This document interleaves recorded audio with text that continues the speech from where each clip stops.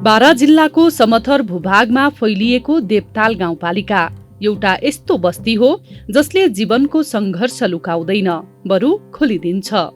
कलैयादेखि करिब 10 किलोमिटर दक्षिणमा सीमावर्ती भारतसँग जोडिएको यो गाउँपालिका 7 ओडाहरूमा बाँडिएको छ।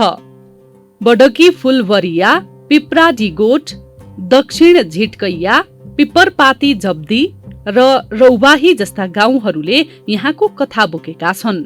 करिब 25,000 मानिसहरूको बसोबास रहेको यस ठाउँमा 548 घरधुरी अझै पनि फुसको छानो मुनि जिउन बाध्य छन्।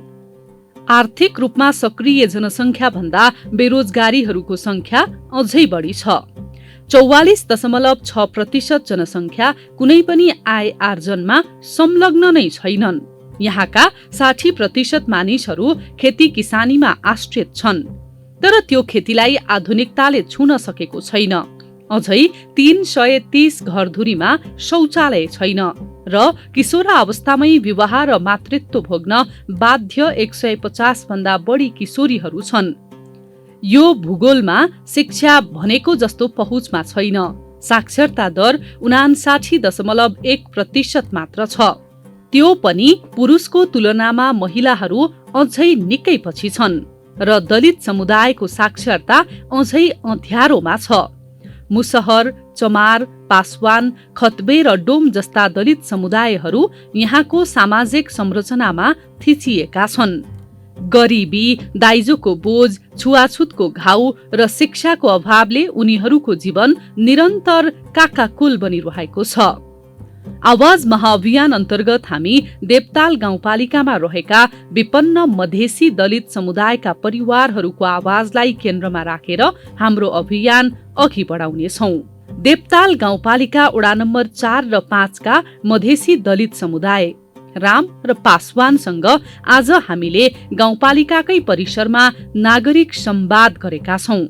कार्यक्रममा मध्य प्रदेश बारा क्षेत्र नम्बर 2 ख का प्रदेश सभा सदस्य बच्चा राउत अहिर, वडा नम्बर 5 का वडा अध्यक्ष सुरज शाह र दलित अधिकार कर्मी तेज नारायण रामको गरिमामय उपस्थिति रहेको छ।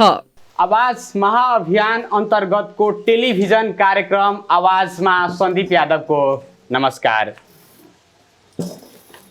यस कार्यक्रममा हामी नेपाली समाजमा विगत लामो समयदेखि चलिआएको सामाजिक कुसंस्कार र कुरीति लगायत विभिन्न प्रकारका विभेदबारे श्रव्य दृश्य सामग्री सहित राज्यको नीति कानुन कार्यान्वयन प्रक्रियासँगै जनताको अवस्थाबारे बहस विमर्श गर्छौँ र आवाज विहीनहरूको आवाजलाई सरकार र सरोकारवाला निकायसम्म पुर्याउन प्रयत्न पनि गर्छौँ।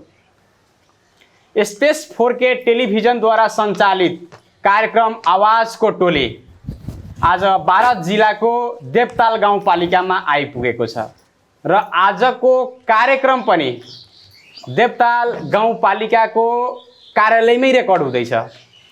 आजको यो कार्यक्रममा बहसको विषय के हो भन्दाखेरि दलित समुदायको र सीमान्तकृत समुदायको हक हितका निम्ति 2064 सालमा पनि आन्दोलन भए, 65 मा पनि आन्दोलन भए, 2072 सालमा पनि आन्दोलन भए।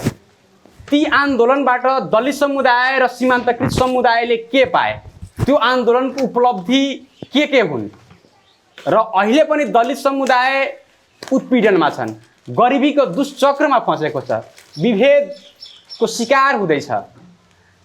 यिनै विषयमा आजको यो कार्यक्रम केन्द्रित हुनेछ। यिनै विषयमा हामी विशेष बहस विमर्श गर्छौँ र यो बहसका लागि हामीसँग हुनुहुन्छ मध्य प्रदेशको प्रदेश सभा सदस्य बच्चा यादवजी र त्यसै गरी यस देवताल गाउँपालिकाको वार्ड नम्बर 5 को वार्ड अध्यक्ष सुरेश शाहजी, त्यसै गरी दलित अधिकार कर्मी हाम्रो तेज नारायण रामजी हुनुहुन्छ। यहाँ तीनैजनालाई कार्यक्रम आवाजमा स्वागत गर्दछु। सुरुमा मान्यज्यूलाई यस कार्यक्रममा हार्दिक स्वागत गर्दछु। धन्यवाद। तपाईले पनि यो आवाज कार्यक्रममा स्वागत गर्दछु। धन्यवाद। हाम्रो अधिकार कर्मी हाम्रो अभियन्ताज्यूलाई पनि यस कार्यक्रममा हार्दिक स्वागत गर्दछु। धन्यवाद, नमस्कार।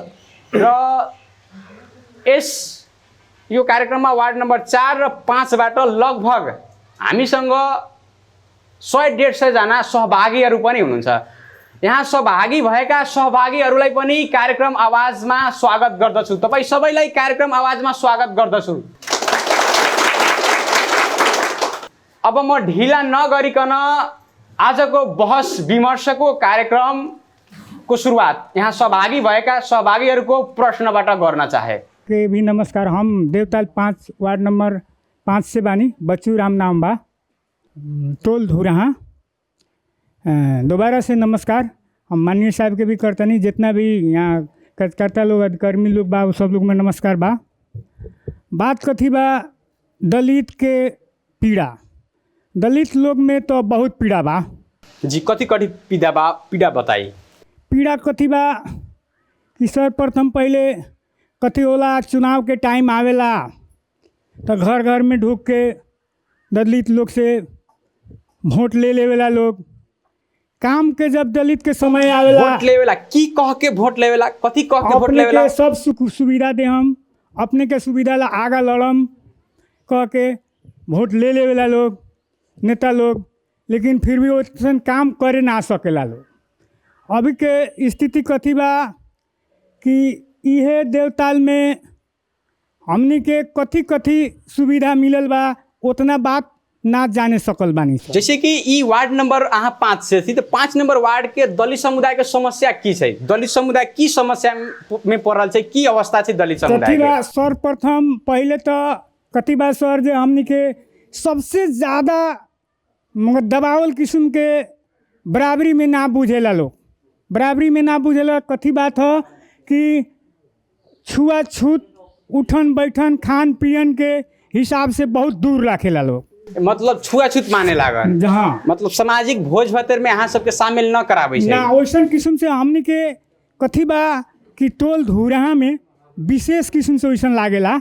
लेकिन हमरा पिपडारी में ऐसा लागेला कि कुछ लोग पढ़ल लिखल लोग बा जे बुझ गेल बा जे यो सब लोग मानो हो, एहू लोग के मान सम्मान होए के चाही। तो वैसन यहाँ हमरा लागेला मान सम्मान न होखेला। यहाँ होखेला, पिपराड़ी में होखेला, धुरहा में ना होखेला। ना होखेला अहाँ के 5 नंबर वार्ड में। हाँ।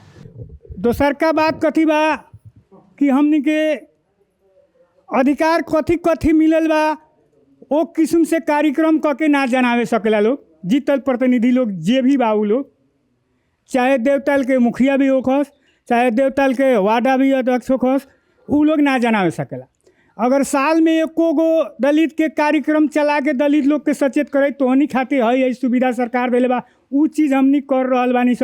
अपने लोगन ध्यान दी, अपने खातिर है कर रहल बानी स, उ चीज़ ना देखावेला लोग। हमर नाम पर राम बाबू राम, वार्ड नंबर 4 में। का बात बा दलित के समस्या। हमनी के दलित जी दल में लियत तो दलित कहल जाला। जी जी जी। जब चुनाव के समय जब आवेला जी जी, तो दलित लोग के बहुमत बानू, दलित दल ज्यादा दल बा दलित के, तब कोई नेता लोग जाके ओ दलित के खोजेला लोग। और जो याद पाए हो दलित लोग भाई लोग, दलित के जनसंख्या ज्यादा बा, दलित के संख्या ज्यादा के चलते उ लोग पकड़ में रखेला लोग। दलित समुदाय दलित समुदाय के जे हमरा पकड़ में रही लोग, हमरा मदद करे। दलित समुदाय के काम की कला? दलित समुदाय के काम कोई ना करेला लोग। टोटल वोट लेवेला लोग, बात से कहले है विकास कर दे हम। अभी हमनी के यहाँ के माननीय जी आ रहा 2 नंबर में जीतलन उपेंद्र यादव जी जी। यहाँ पूरा लोग लागल रहे जितावेला 5 दल जी। तो यहाँ कहलन जे दलित के घर बना दे 35 गो जनतावास यहाँ पिपराड़ी में। हाँ, बनल कि ना बनल? अभी तक ले ना बनल एको गो ना बनल। अल्पत्र अवस्था में बा। अभी दलित के अवस्था बहुत दयनीय बा। जब मेघ बरसता तब कोई के अवस्था नहीं रहेला। कभी एक कोना में, कभी वो कोना में सुते जी, कभी एक कोना में, कभी वो कोना में। तो का करम, दलित के समस्या के तो कोई बुझे वाला नहीं खे। यहाँ देवताल में मेयर भी जीतल बाड़न, तो अभी तक ले दलित के कोनो बारे में छल फखन इतना जागीर देले बाड़न, एको दलित के जागीर ना अभी तक ले देले बा लोग। काहे का दलित में 10-12 गो लड़का पढ़ लिख के तैयार बा। हाँ, यही पिपराड़ी में जागीर लागल बा कि ना? एगो दलित के ना अभी तक ले देवताल में। हाँ, काहे? उ लोग सोचेला जे लोग के दलित के आगाड़ी बढ़ी देवे के ना, बढ़े ना देवे के। जब बढ़े लगी लोग तो हमके जवाब मुंह तोड़ दी लोग। ओका चल दलित के आगे ना बढ़ावे हम सब चाहेला ना। राज्य ना करम, दलित के राज्य हो जाए। हाँ, दलित के राज्य हो जाई। हमरा सामने बहस करे लगी, भीतर के बात जाने लगी, ओ किस्म से दलित के जागीर ना दियाला, जाके ना देला, शिक्षित न होए देवेला। हाँ, अशिक्षित रहो। अहाँ के कहना और कथी बजे यहाँ जे जीतत नु बा, ओकरा बाद में अपन जे वोट देले बा ओ लोग के जनता आवास घर बनाई लोग, हाँ। ओ लोग के कॉल दी लोग, अपन आदमी के पहुंच वाला के। हाँ, पहुंच वाला के, जो हमार आदमी है को के दलित हमने कहाँ वोट दिले बा, अब वोट लियो वही दलित से, वो हमार आदमी है ओकरा के दिया था खाली चीन चीन के, जो हमार ठोकल आदमी है, ये सब वास्तव बा। धन्यवाद करे के चाहतानी हम ई नेशनल टेलीविज़न के, काहे कि अब हमर नाम सबसे पहले कम कि सुनीता राम हुए। हमार घर यही देवताल गाँव पालिका 4 नंबर वार्ड में बा। हम अभी 12 जिला के चमार कल्याण समाज 12 के कोषाध्यक्ष हैं। समाज कल्याण को तपाईँ कोषाध्यक्ष 12 चमार जिल्लाको? कल्याण समाज हाम्रो संगठन छ एउटा जिल्लाभरि के चमार कल्याण को। अब हमनी के अभी अवस्था देखम, ई पालिका कही चाहे हमनी के प्रदेश कही चाहे हमनी के क्षेत्र कहीं, बेसी कह के हमनी के अभी हमनी के ई मध्य प्रदेश में ऐसन बा कि चुनाव के दिन में अभी जवन बीतल हुए उपचुनाव, ओकरे बारे में हम कहम कि उपचुनाव में हमनी के माननीय जी उपेंद्र यादव जी आए रहनी, 5 दल जवन उ कैले रहे लोग गठबंधन, उ सब केहू आए रहे लोग। बेसी कह के दलित समुदाय के हमनी के वोट कैसे लेवल जाओ, हमनी के जीतम, कहाँ कहाँ हमनी जाम तो माने हमनी के प्रयास सफल होई कह के हमनी के माने बहुत घुमैलक लोग, हमनी वो लोग के बहुत सहयोग कैनी। उस समय में हमनी के दलित समुदाय में जा के कहे लोग कि हमनी एकीकृत मतलब एकीकृत हमनी के बस्ती बना देम, दलित बस्ती बना देम, अपन जगह किन के हमनी अपने लोगन के घर बना देम कह के। अब +2 केहू होई तो वैसन कही लोगन ई चुनाव सक जाता, ओकरा बाद में हमनी के 5 दिन के बाद में हमनी के एगो जागीर दे हमसे जनता आवास में, वैसन बात कहलक लोग, जेमें अभी हमनी के रिकॉर्ड भी कह के रखले बानी। अभी खाने पानी मंत्री जे प्रदीप यादव जी बनल बानी, उ कह के गनी। लेकिन केहू के अगर ऐसा अस्पताल में भी कोनो समस्या होई तो आम लोगन तो नारायणी में हमें अपने के जवन सहयोग करे कोई जवन हम कह दे हम, लेकिन अब केनी ओकरा बाद में फोन तहा दिल ना उठैनी।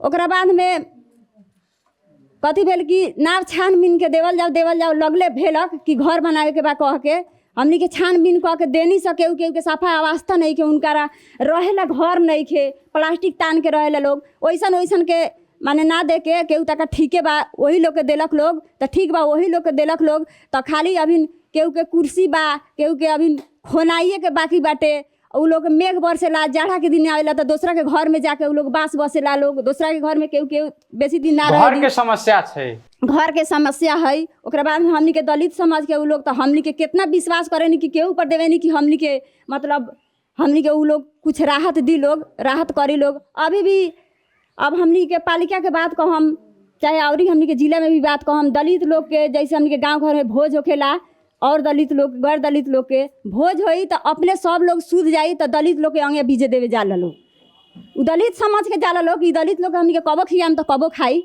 पछाड़ी खियावे लागी, वैसन का करेला लोग।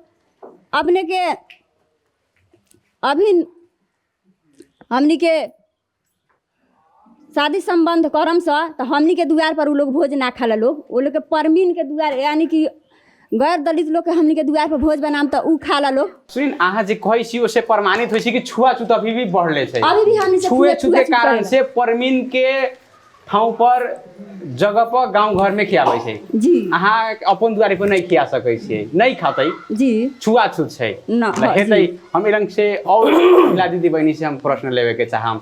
सब कोई के नमस्कार। हमार नाम रिंकू देवी पासवान, घर पिपराठी, देवताल गाँव पालिका। रिंकू देवी पासवान जी, 4 नंबर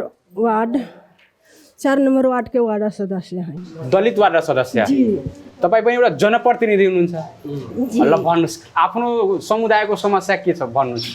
हमनी के समस्या बा ये सर जे हमनी के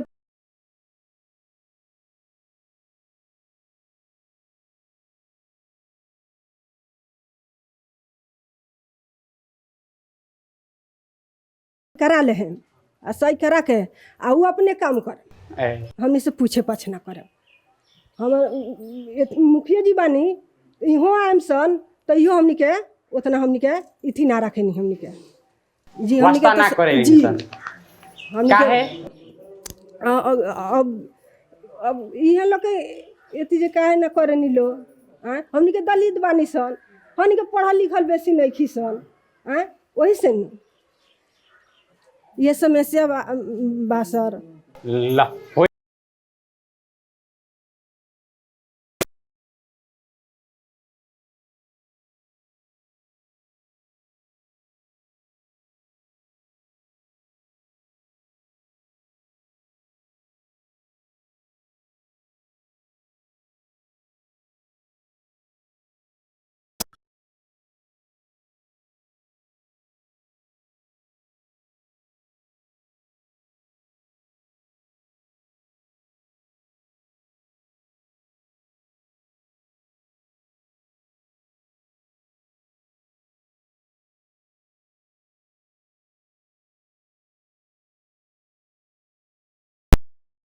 कार्यक्रम आवाज लेके ही स्पेजाल बन एक लागी बहुत हमारा तरफ से धन्यवाद। अब सब लोग के नमस्कार प्रणाम। अब हमार मित्र राम जैसे कहलन है धुरहा वार्ड नंबर 5 के कि वोट लेवल लोग सब कुछ कह के आ काम ना करे, तो कहे के मतलब कि ये 400 बरस से पिछड़ल देश नेपाल कहल के राज शासन, शाही शासन, राणा शासन, राजा शासन, बहुदलीय प्रणाली आए देश में। बहुदलीय प्रणाली भी कहे के मतलब अपने का बहुत दिन तक रहल। ओकरा बाद में माओवादी विद्रोह, ओकरा बाद में अपने का कहे के मतलब कि जे 62-63 के जन आंदोलन, 62 के जन आंदोलन, 72-73 के जन आंदोलन, 64 साल के जन आंदोलन, ठीक बात 64 के सब जन आंदोलन के तहत 6 बेर संविधान देश में बनल। जन अधिकार के तहत जौनी देश में आज 72 के फास्ट ट्रैक में संविधान भी लिखा है, वो संविधान में कहीं केहू के बैक कर नहीं थे। वो संविधान में सब लोग के अधिकार सुनिश्चित बा, लेकिन कार्यान्वयन काहे ना हो रहल बा, ओकरा बारे में भी पूछता हूँ। प्रदेश सरकार कहाँ तक आगे बढ़ल बा, माननीय जी वोट लेके कहाँ तक आगे बढ़ल बा, विभिन्न किस्म का आश्वासन देके चल गए, हाँ घर बना दे, वही पर हम बोले नहीं। लेकिन अब आज जैसे तक कोनो मित्र किस्म के करो नहीं ना, बनल। मित्र का दरवाजा पर पहले कैसन समस्या रहे वो सोचे के पड़ल। आज अपने का 7 साल मानू यार चलता हो, लेकिन ओके 7 मानू। फर्स्ट प्रदेश सभा के चुनाव भेल तो अपने के 10 लाख रुपया दिया। 10 लाख रुपये में अपने के दलित बस्ती में जाऊ, रहुआही से लेके आप का पियर पाती में ब्रिज किशोर जी के हम दिले रहे जी माँ दलित रामे लोग का दुआरे पर कॉल बा, उन्हें हलावन पे पाती से होंगे। ओकरा बाद में अपने का जे भी विकास के काम आए, विकास के काम में अपने का गांव से निकल के यहाँ मसान तक से जो रोड जाई रखा हुआ अपने देखबे कली कि कौना वास्ता में रहे, ओके देखबे कली, ओकरा का हम पैसा दे के काम कर ली, अपने देखबे कली। अपने का द्वार पर चंदन सिंह जीतलन, जेबी जीतलन, संघीयता का तहत सरकार जो संघीय प्रणाली ले आए, ये में सबसे बड़का अधिकार अपने के पाऊँ आज वहाँ से वार्ड अध्यक्ष सदस्य उठली ना, पहले अपने के ना रहे। मेयर उदय चंद जी बाणन तो उप मेयर अपने के हम नहीं चिन्हित महिले हुई कि महिला के अधिकार है। दलित अनिवार्य रूप से वार्ड में होए के पड़ी, हर वार्ड में दलित के सदस्यता बा, ये अपने के लेकिन कोनो कर सुनवाइए नहीं के वास्ते नहीं के ठीक बा। एक जने दीदी कहल का ठीक बा, नाम के मात्र छे, कह देली नाम मात्र के नहीं खे, अपने के अधिकार बा। जौना दिन जिला परिषद अपने के गांव परिषद होता, अपने में दम क्षमता अभी नहीं खे, अपने में शिक्षा नहीं खे, अपने के बोले के शक्ति नहीं खे, अभी अपने को उठा नहीं खी सकते। शक्ति देवे के काम अपना केकरा बा? अधिकार अपन लेवे लावलन मांगे नहीं खी सके। हालांकि अपने के सिग्नेचर हर जगह बा, जब गांव परिषद होता तो अपने के बिना सिग्नेचर के बाकी ना हो, सब में अपने सही करे बानी। अपने के जो सुख सुविधा मिले तो कोनो बाकी ना हुई। अपने के जौन भी सुख सुविधा 8,000 मिले 10,000 मिले जौन भी मिले वो अपने का मिलिए रहा। दोसर अभी हम दूरे में बानी, दोसर हुए दूरा गाँव, जौना गांव के चारों बगल से देखो, माननीय जी वो दूरा के 50 लाख के स्कूल से सबसे बड़का शिक्षा के प्रकार में दलित के बाल बच्चा ना पढ़ल, दलित के बाल बच्चा पढ़ल, जब तक पढ़ब ना तब तक आगे ना बढ़ब। रोड बन के अपने का दूरा पर जाता, नाला बन के जाता तो ऊपर अपना हो चलता, ऊपर समझे तो ऊपर अमीरों चलता गरीबों चलता। अपने का गांव में अब दलित के जे भी करे लीडरशिप से रूप से 10-20 बोरिंग धारा के लई कल गेले भाव केकरा केकरा हल केकरा ना हल, सबके खाँचो बाप न हो न पुगल बा।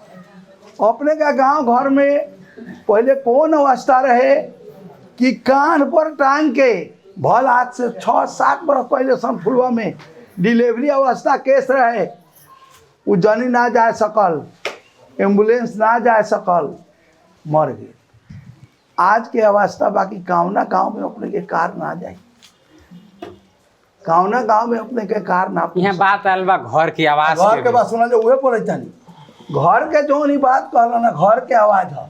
उपेंद्र जी कह के चल गए, अभी तक नहीं थे बनल। उपेंद्र जी सुनू ना, तो उपेंद्र जी तो किताबे मंगाई था, उपेंद्र जी तक बाद देश में कि जो दलित के लड़ाई लड़ता सारा संज्ञाता के लेकिन दलित के लड़ाई तो, लेकिन दलित सबसे पछाड़ी पड़ल बा, नेतृत्व नहीं के स्वीकारत। अपने ना बोलू, हम अपने बानी ये सबके तालीम रात दिन करे वाला लोग, हमने आज से 35 वर्ष दलित के दौरे खाए वाला लोग है अपन व्यक्तिगत। लेकिन 35 बरस से पछाड़ी पड़ल बा।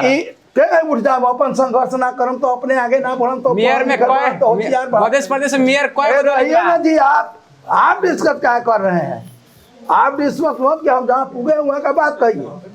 हम वार्ड अध्यक्ष में जिताए थे गोपचंद राम को, थानेदार ने उठा दिया कुर्सी से, तक कान धक उठ बैठ कर आए हैं। प्रेमचंद्र गवाही है, हमारे दरवाजे पर डोम को कुर्सी मिलता है बैठने के लिए, नीचे बैठ जाएगा तुरंत दिला देंगे, बैठो पहले कुर्सी पर तब बात करो।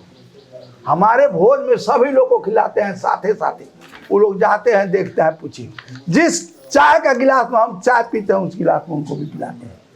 बहुत लोग जाते हैं यहाँ का। आप पिलाते हैं लेकिन आम नागरिक नहीं पीने देते हैं। आप जो घर का बात कर, आम नागरिक के लिए हम लोग तो लड़िए रहे हैं, वही लड़ाई कर रहे हैं। उसके लिए आप पढ़े लिखे हैं, जा करके को पकड़ लिया इस पे, तो आ करके पकड़ के यहाँ काम कर रहे हैं, इसमें भी आपको बेनिफिट होगा। हम पढ़े लिखेंगे नहीं, आगे नहीं बढ़ेंगे। धन और संपत्ति और शिक्षा और बल और ताकत संघर्ष होता है।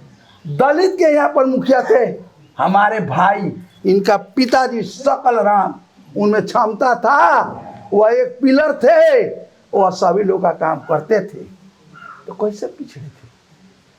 अपने में भी सुधार करो। घर का बात नहीं, घर केंद्र सरकार देती है, घर केंद्र सरकार देती है। कितना जिला में आपको घर मिला इसका पहले डाटा लगाइए। जिला में घर दलित आवास न पर साल दिया न इस बार दिया।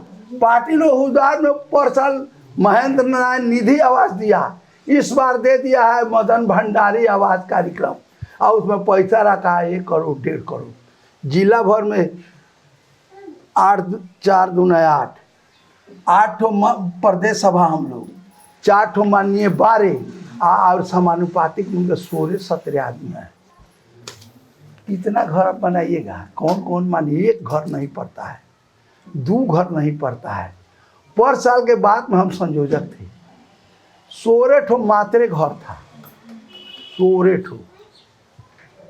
हाकिम कहा कि माननीय जी आप सही कीजिए, हम पैसा जिला भर में 16 जिला भर में 16 ठो।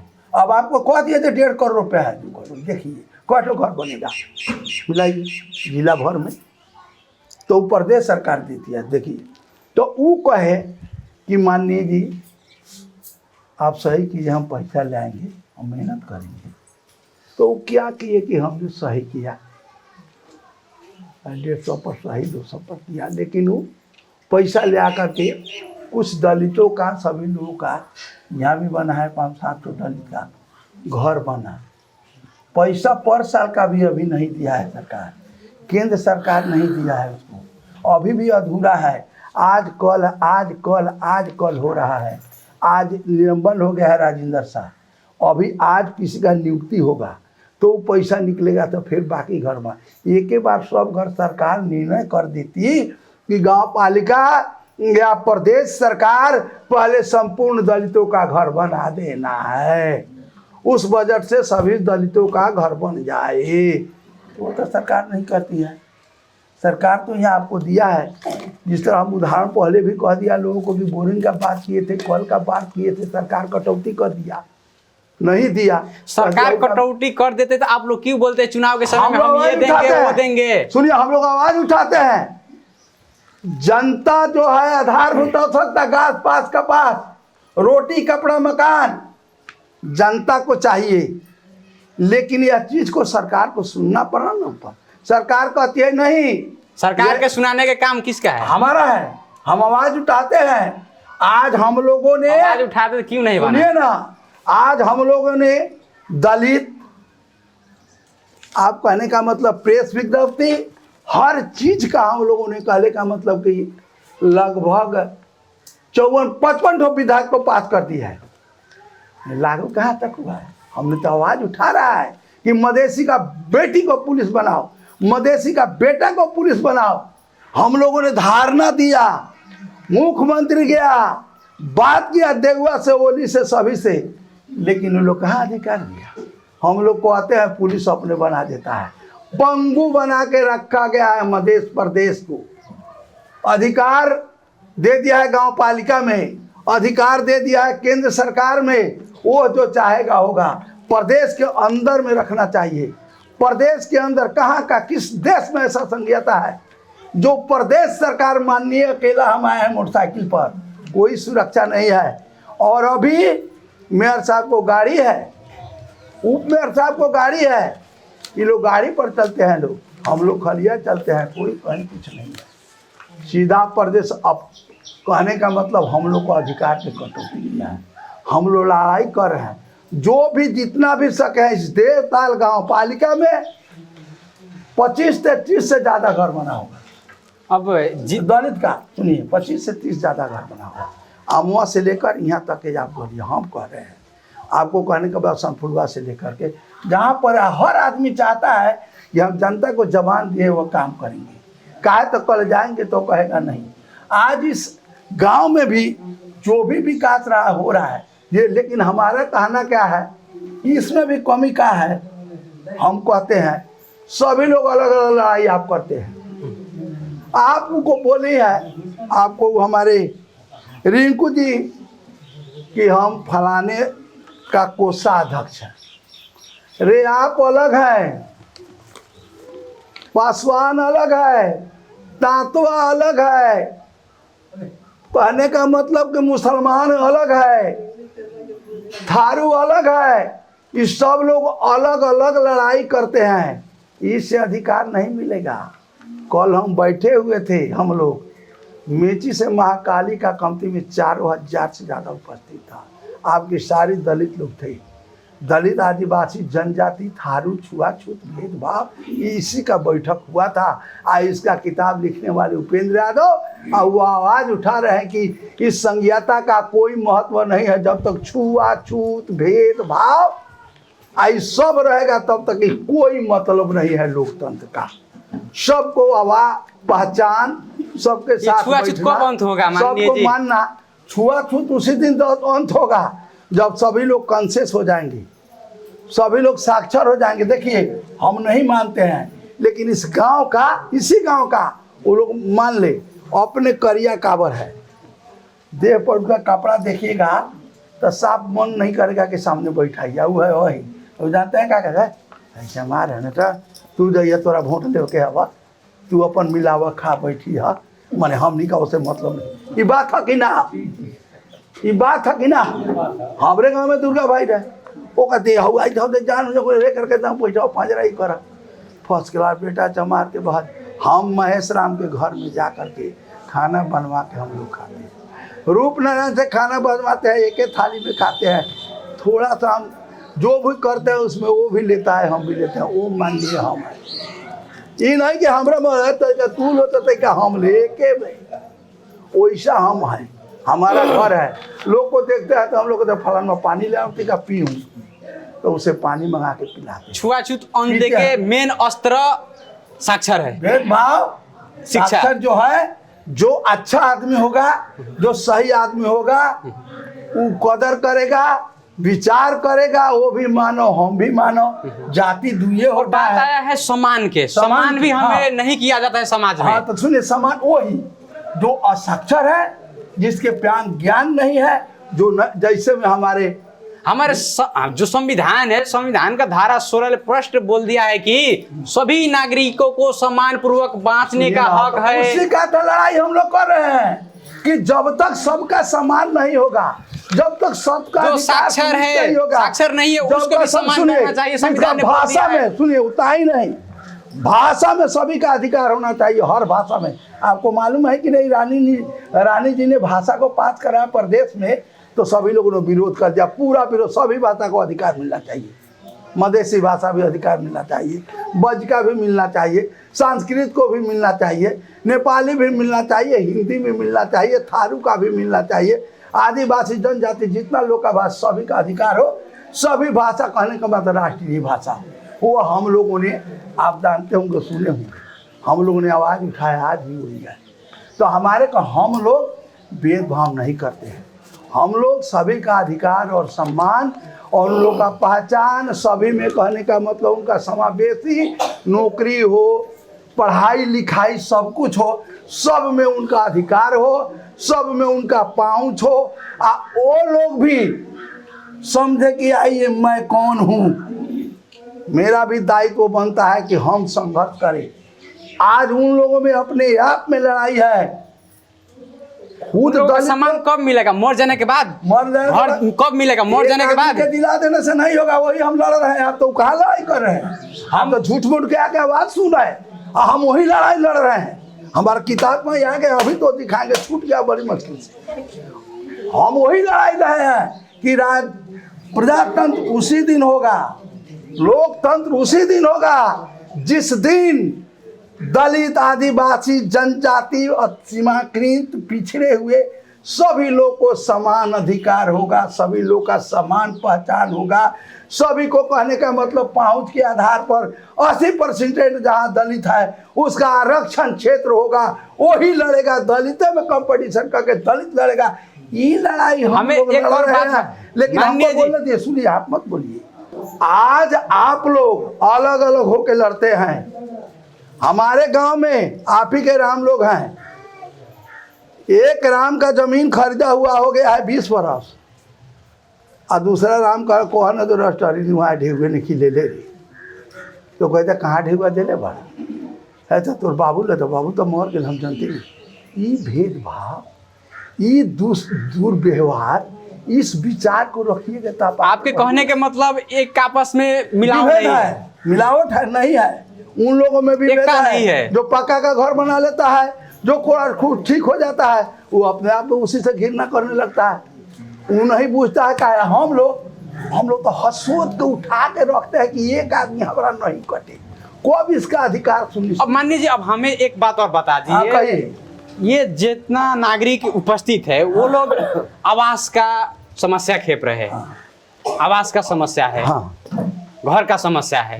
कब मिलेंगे ये नागरिकों? अब देखिए, अभी सरकार बजट पेश करेगी 15 गते, केंद्र सरकार। हम लोग का शायद अब 1-2 दिन में सदन चलेगा। आपके द्वारा की पहल कर आपका जो आवाज है, जैसे में क्या बुलाता है आपको, IT है अपने आप में, IT IT वाले लोग जितने कर्मचारी खट रहे हैं वो लोग प्रत्येक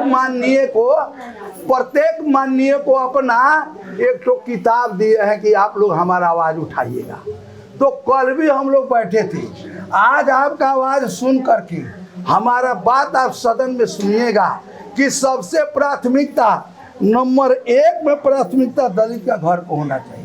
क्या हम लोग गांव घर घूम रहे हैं, दलित का घर का होना चाहिए। दूसरा बात, छुआछूत भेदभाव, इस पर कड़ा सरकार का निगरानी हो, कड़ा से कड़ा हो। और बात, गांव पालिका हो, सुनिए, गांव पालिका हो, हमारे वार्ड अध्यक्ष जी सुन रहे हैं, हम अभी कहने का मतलब अभी भोज बात हम तो 30 बरस से करते आ रहे हैं। बहुत लोग को दिया, लोग जानते हैं। हमारे गांव के SP साहब का सुनिए, फादर थे जेठ रामचंद्र यादव। अरे वोट ला तो बचावा, सारा चमार दुसाद सब लोग के एक में खिया बने, एक वोट के लालच बा। हम कहे आप मत आइएगा खाने, हम सब लोग के साथे खिलाते हैं, सब लोग को साथ खिलाते हैं। जो गया है खाया, हमारा थाली में कहता, हमारा 2 थाली नहीं है। हम जिसमें चाय पीते हैं, जिसमें खाते हैं, उसी से निनवाते हैं, खाते हैं सब कुछ। अब रही बात सबके लिए, अब लड़ाई करने का बात कर रहे हैं, आपका दिल का बात, तो सबके लिए हम लोग पहले इस प्रस्ताव को नंबर 1 में उठाएंगे। कहाँ? प्रदेश में। यह राज्य का सुनने का काम है। आप जिस तरह हमसे पूछ रहे हैं, जिस तरह हम सफाई दे रहे हैं, उस तरह हम भी इस दलील को उठाएंगे, सदन में उठाएंगे। यह आवाज़ को केंद्र तक, KP ओली के कान तक उगाएंगे कि हम लोग घूम रहे हैं। 72 के संविधान में सभी का अधिकार है, सभी को अधिकार है, आवास का भी अधिकार है, मौलिक अधिकार है। एक आदमी को एक घर किचन रूम है, जिसके पास सुकमवासी है नहीं है, वो कानून बना है कि उसको घर बना देना है, सब कुछ करना है, बात सभी का सुनना है, इसका मौलिक अधिकार सभी को हो। लेकिन हमारा काम है जो आप कहें तो हम सदन में फर्स्ट में इस बात को उठाएंगे। म अब उहाँकोमा आउन चाहे दलित अधिकार कर्मी हाम्रो तेज नारायण रामजी पनि हामी समक्ष हुनुहुन्छ।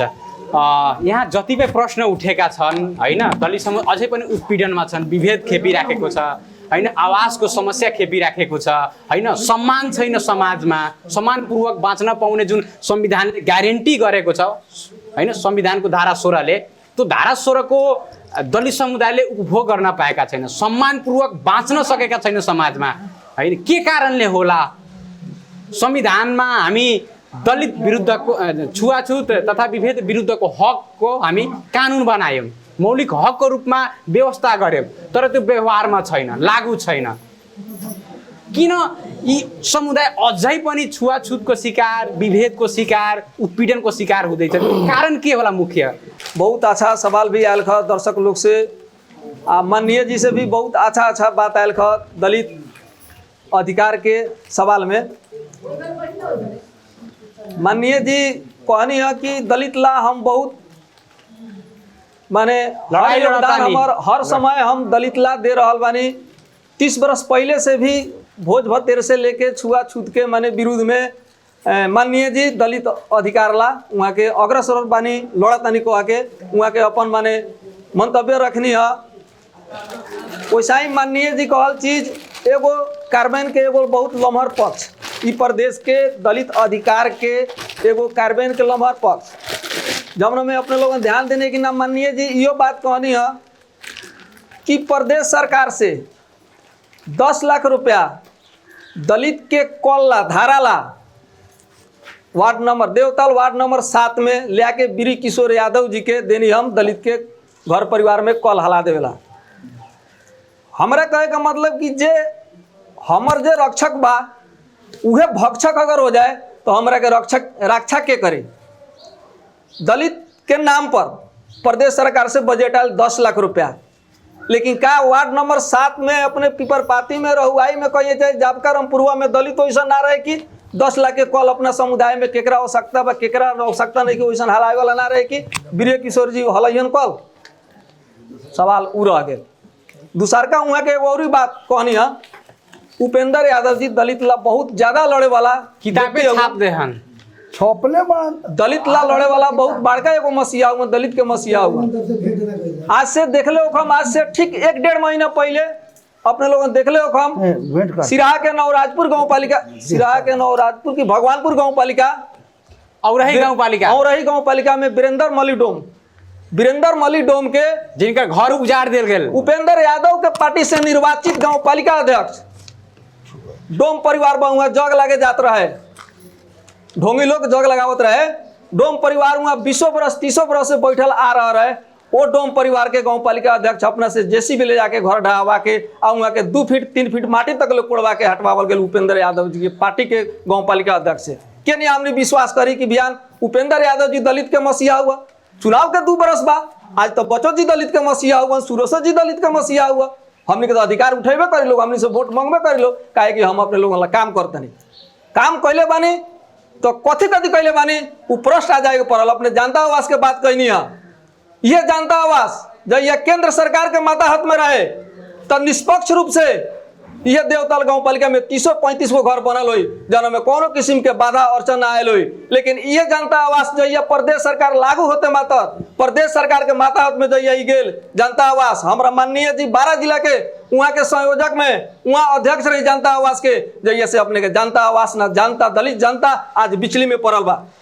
हमने देख ले भाई आज से 3 महीना 4 महीना पहले जमुना गरीब के 2 धूर 3 धूर जमीन बा ओकर घर तुरवा दियाल, ओकर घर में आज तक ले अपने के कुर्सी उठा के छोड़ल गल बा, ना देवाल जुड़ायल ना एगो प्लास्टिक तनायल। आज जाड़ भर उ लोग कोरा में घुसिया के फूस के घर में, दूसरा महाजन के घर में, छिमेकी के घर में जाके अपन बाल बच्चा नया बेटी पतोह के ले जाके रख के गुजर कैलक लोग। का ये जनता आवास एकरे के कहल जाए कि ना सुखी नेपाली समृद्ध नेपाल के कामना हमने करता नहीं। लोकतंत्र केकरा लायल, प्रजातंत्र केकरा लायल, गणतंत्र केकरा लायल, लोकतंत्र गणतंत्र प्रजातंत्र आयल केकरा ला जवन पिछड़िए के बा वर्ग जवन बा समुदाय बा, दलित हो अल्पसंख्यक हो वादी समुदाय को जौन भी समुदाय हो लोकतंत्र गणतंत्र ओकरा ला स्थापित भेल। लेकिन आज यहाँ के हुने खाने वाला जकरा कहल जाला, जकरा के यहाँ के राजा कहल जाला, महाराजा कहल जाला, जकरा के दादा कहल जाला, आज सत्ता ओकरा हाथ में बा। बचूलाल जी भी आवाज उठैनी है। हमरा सबसे एगो दुख के भाव कही या चाहे सौभाग्य के बात कही कि आज हमने के कार्यक्रम के भीतर बैठ के हमने के वार्ड नंबर 4 के वार्ड सदस्य रिंकू पासवान जी रखनी है बात कि हम सबके नहीं हुई छी समाज एगो वार्ड सदस्य में हम एगो निर्वाचित जनप्रतिनिधि बानी आ हमरा वार्ड के वार्ड अध्यक्ष जी होकर चाहे पालिका के अध्यक्ष जी होकर साइन करावे के बाद साइन करा ले वाला लोग, लेकिन एगो जानकारी ना देवे लोग बजट कहाँ खर्चा भेल, कथी बनल ना बनल, इस का अवस्था बा, कोनो वास्ता ना करेले। आज अपने के छुआछूत के बात कहनी है, बचूलाल जी कहनी है, वास्तव में हमने देखले बानी सब। एगो बात जैसे कि इस समुदाय बहुत समय से उत्पीड़न के छुआछूत के भेदभाव के शिकार होते आ रहल बा, कारण में कथी बा? राज्य ई समाप्त करे की अंत करे के न चाहता कि जे माननीय जी भी कहलन है कि इस समाज में एक किस्म की एकता नहीं है, मेल मिलाप नहीं है, इमे कमी कमजोरी किनकर देखे? राज्य के कमी कमजोरी देखा तानी कि केना? अब देखिए में एकता के बात आयल खा तो वास्तव में एकता नहीं है। एकता काहे नहीं है? एकता ना होके के कारण बा दलित समुदाय सदियों से पिछड़ल समुदाय है। पिछड़े के कारण कथी बा? अशिक्षा के कारण, आर्थिक अवस्था कमजोर होला के चलते, सामाजिक चेतना कम होला के चलते आज इस दलित समुदाय के अवस्था ऐसा बा। अब इस दलित समुदाय के अवस्था के आगाड़ी बढ़ा देवेला, उजागर कर देवेला, समस्या के समाधान कर देवेला सबसे लम्हर पक्ष होके चाहिए तो सरकार पक्ष, कार्यान्वयन पक्ष, जे जनप्रतिनिधि बा, स्थानीय हो, अपने के प्रदेश हो, संघ हो, सबसे लम्हर समस्या के समाधान करे वाला पक्ष तो अपने के सरकार पक्ष। दलित समुदाय के आर्थिक अवस्था हमने देखले बानी से आर्थिक अवस्था आज में अगर देखल जाए तो केहू ऐसा दलित नहीं के कि जरा 10 कट्ठा खेत होई आज 200 रुपया के दिहाड़ी में ये लोग काम करला। 200 रुपया कमाए वाला लोग के आज बाल बच्चा के नहीं बोर्डिंग में पढ़े सकी, के नहीं बाल बच्चा अच्छा कपड़ा लगावे सकी, के नहीं किताब निमन से पहनी, के नहीं जूता पहन के जाए, बाल बच्चा के खियावेला अपना मतलब पैसा नहीं खे, जे काम करे छी तो 2 से मात्र जला मिले छे, जम्मा 200 रुपया जाला। यहाँ समाज 200 रुपया जले तो के बाप, लेकिन तो श्रम एन तो 15,000 के कल्पना कैले छे। अब श्रम एन कल्पना कैले है, लेकिन उद्योग धंधा ना होला के चलते यहाँ के साधारण में खेती पाती में काम करले जमा 2 से ज्यादा बा आधारित। ई सब कब से कब तक सब बात ना कह दे, ई दलित सब आधारित अपने के कृषि में बा, कृषि में आधारित बा, ई दलित कृषि में आधारित बा, वही कमदार के रूप में आधारित बा, न तो ई दलित के भी कोनो बाहर के संघ संस्था अपने के रोजगार बेरोजगार जवन भी होके के चाही माने बेरोजगारी के दूर करे वाला वैसन यहाँ सिचुएशन नहीं के। विगत हमने के अगाड़ी भी बचूलाल जी कहनी है वास्तव में यहाँ करार के कर्मचारी 150-200 हुई 100 गो कर्मचारी हुई। हमारे वार्ड अध्यक्ष जी यहाँ सुरेश जी अले बनी माननीय जी बानी अपने कहनी है कि समानता के हक धारा 24 को 40 में दिए कही हो, धारा 24 के 40 में समान पूर्वक बाँचने हक, धारा 16 के समान पूर्वक बाँचने पाउने अधिकार, 24 में छुआछूत तथा भेदभाव विरुद्ध को, 40 में दलित को हक। दलित के हक में समान पूर्वक बाँचे के हक है। वास्तव में सरकार आज संविधान लागू कैला 9 बरस हो गए, 10वां बरस में प्रवेश बा।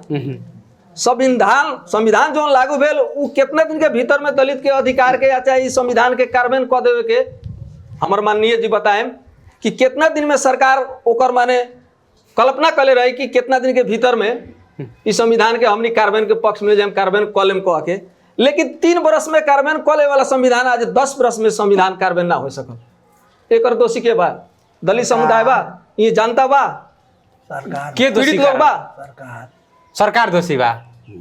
वही से सबसे लम्हर दोषी समस्या के समाधान नहीं हो सकत एक बाधक ई सरकार है। यहाँ के जे भी जनप्रतिनिधि बा सरकार लुच्चा हो गए, लापरवाही के बहुत लम्हर लुच्चा कही, लापरवाह कही आ चाहे अपने के बुझने के पूंजीपात जौन हो गए पूंजीवाद, हाँ पूंजीवाद में ई साफ घेरा के आ ई विपन्न गरीब दलित आदिवासी जनजाति के अधिकार के सुनिश्चित नहीं करे सकत। संपन्न वर्ग बा उहे हावी बा। आज मान राजतंत्र में देखल जाए तो उहे राजतंत्र में उहे लोग रहे माने आज से 46-47 माने 2047 साल में 2048 साल में कहे चाहे 2054 साल में माननीय जी मुखिया रही पवई गाँव पालिका के, 2064 साल में आई नहीं तो वहाँ के विधायक बनी, 2079 साल में आई नहीं तो विधायक उहे के विधायक बनी। तो हमरा कहे का मतलब कि प्रजातंत्र केकरा लायल, ई लोकतंत्र केकरा लायल, ई गणतंत्र केकरा लायल, संपन्न वर्ग लायल, सब जेकरा पहुंच वर्ग लाइबे ना कैलक, गरीब वर्ग लाइबे ना कैलक। तो वही से ई जवन संविधान के कार्यान्वयन करे के चाहिए इसमें सबसे लम्हर दोषी पक्ष जवन कार्यान्वयन करे वाला जनप्रतिनिधि राजनीतिक दल अपने के सरकार ई सब लुचा होला के चलते आज दलित के अवस्था ऐसन भेल बा। जे तो समस्या आयल छै उ वार्ड के तरफ से की पहल हेतै? जौन हमी के बात आयल है एगो भोज भात में सम्मिलित करावे वाला लोग हमी के गांव में ना करावे वाला लोग जी उ हमरा बहुत भी एकरा पहले भी हम ई बात रखले रही, दलित लोग में कहीं बात चल रहे चर्चा तो रखले रही। वास्तव में देखी तो हमी के 2051 साल में जौना टाइम में हम 8 क्लास में पढ़त रही जी उतही भोड़ा मटियरिया के हमी के एगो संदीप राव संगे हमी के दोनों पार्टनर एक संगे खाई सन रही सन आ वहाँ से जब हम घरे आई जी तो वो टाइम में भी हमी का एगो वहाँ के बाद वाला तेज नारायण जी के बाबूजी के सकल राम जी वहाँ के भी आज पिपरानी गावी समय भी कुर्सी पर बैठावे वाला तो एगो कृत बहादुर शाह के भी देन जे बीठा से कुर्सी पर वहाँ उठा के बैठा ही नहीं। दलित समुदाय के बढ़ावे के भी हमरा एगो बाबा के भी लालसा रहे बढ़ावे के आ एगो हमर भी इच्छा रहे। जब पढ़े 8 क्लास में पढ़त जब शुरुआत कैनी तो दलित समुदाय के एगो संदीप राम रहस भोला मटिया के साथे दोनों बड़ा भाई खानी रह के खाना बना के एक साथ खाई सभी का। दूसर का बात के इच्छा दलित समुदाय के उत्थान हो जी मनसा है।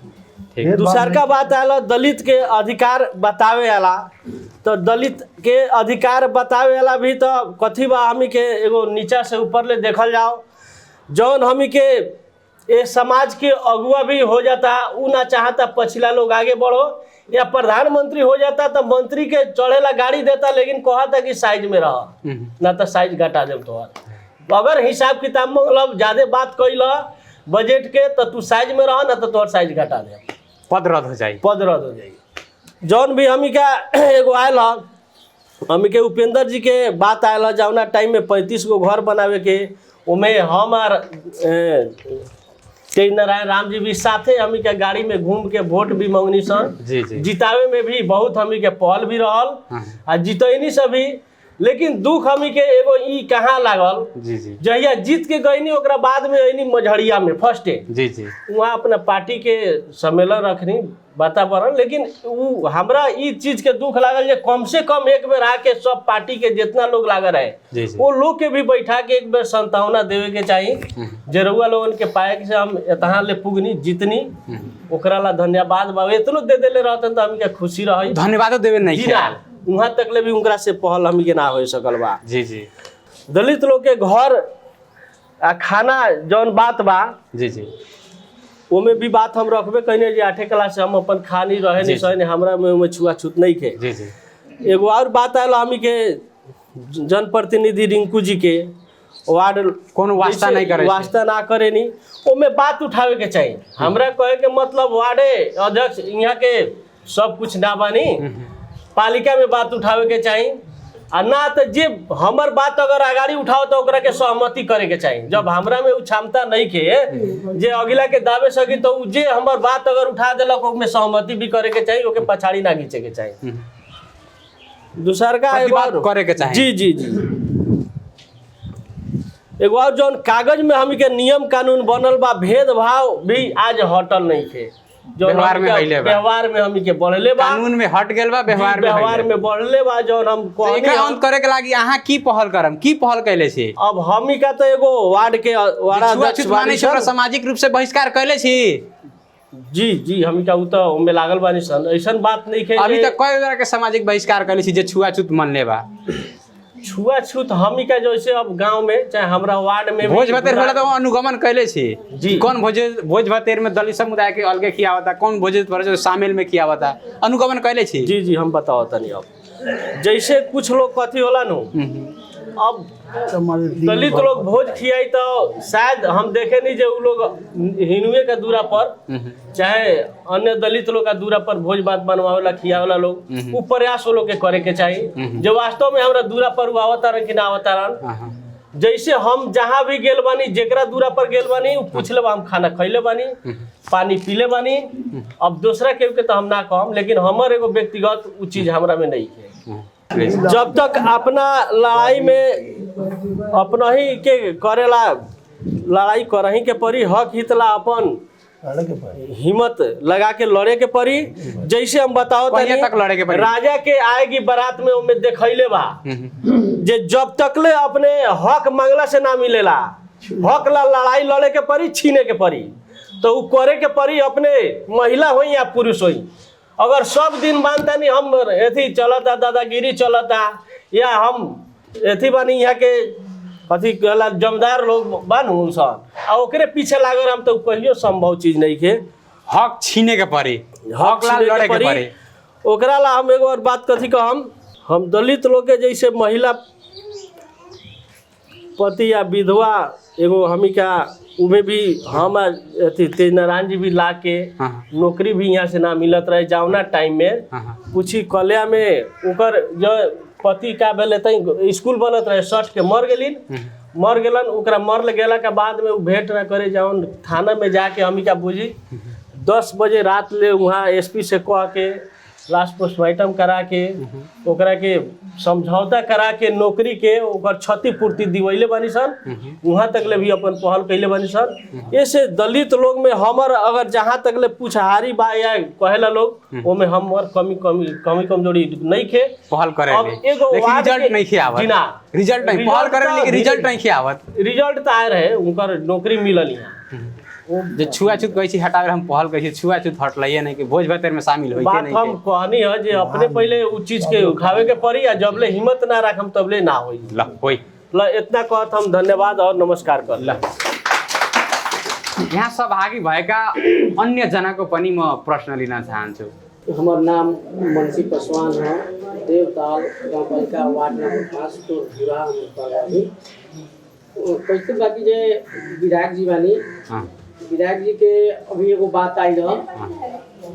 विधायक जी का वास्तव में कितना बजट आवत हुई साल भर में चलावेला 1 करोड़ 5 करोड़ 2 करोड़ आवत हुई दलित ला कितना छुटिया के राखी ले ये हमनी के स्पष्ट ना कहनी है। वास्तव में दलित ला कितना छुटिया के राख दिले कोई एगो रखले बानी कि जे हमरा क्षेत्र में 5 गो घर हम बनाएम अपना बजट से, 10 गो बनाएम या गाँव पालिका अध्यक्ष नहीं की, लेकिन उनको से भी ई बात के हमरा गाँव पालिका भी हमनी ला एगो संविधान एगो गाँव पालिका के एगो अलगे किस्म के बना के राखो कि दलित ला 33 करोड़ रुपया आवेला, 35 करोड़ रुपया आवेला, ओमे दलित के खाई कितना, दलित के सेवा सुविधा के लागी कितना, दलित के उत्थान के लागी कितना, एको गो सुविधा नहीं के। एकरा पहले हमनी के गाबी से रहे, जे गाबी से 1.5 लाख रुपया छुटिया के देवे हमनी के दलित के कार्यक्रम करेला। ओ में से हमनी